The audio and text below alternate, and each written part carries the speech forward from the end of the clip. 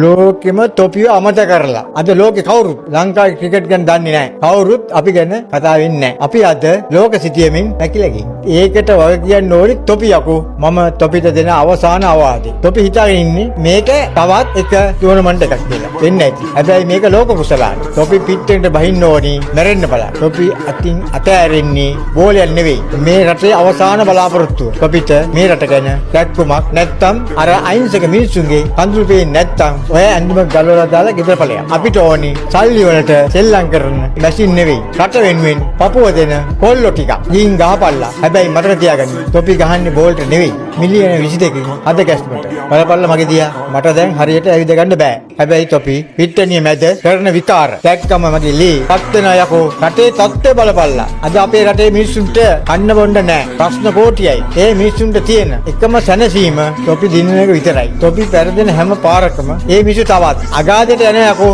අභිමානියකෝ. ඉස්සර අපි කොල්ලෝ පිට්ටනියට බැස්සේ හින්නියෝ වගේ. අද තොපි යන්නේ අවද ඉවරලා ගෙදර ඇයිද කියලා බයි ගෑණි බලන්න. ජය වේවා ශ්‍රී ලංකා. මම උඹලගේ අත්තා.